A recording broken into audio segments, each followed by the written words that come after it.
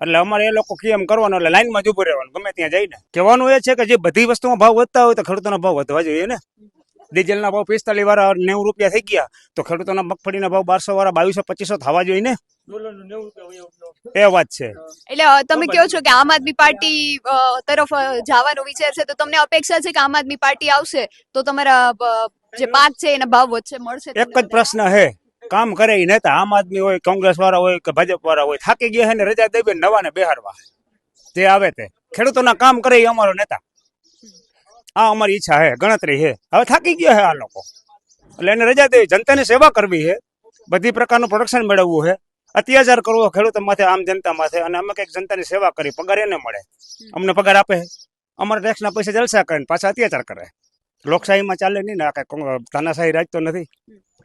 October 2025 જે માવઠું થયું પછી માવઠા પછી સરકારે 10,000 કરોડના પેકેજની જાહેરાત કરી, એ બાબત તમારું શું માનવું? એટલે એ બાબત તો અમારે એમ થાય કે ઓલા આપણે માતાજીનો થાળ દઈ રહ્યો ને તો પ્રસાદ મળે એવું, એ વાત છે.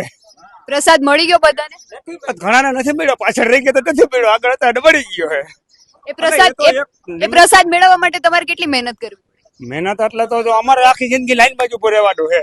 કોમ્પ્યુટર રાજ આવ્યું, આખી જિંદગી લાઈનમાં જ ઉભું રહેવાનું. અભણ ખેડૂત છે, અમને કોઈ ભણતરનું જ્ઞાન નથી એટલે અમારે એ લોકો કેમ કરવાનું એટલે લાઈનમાં જ ઉભું રહેવાનું ગમે ત્યાં જઈને.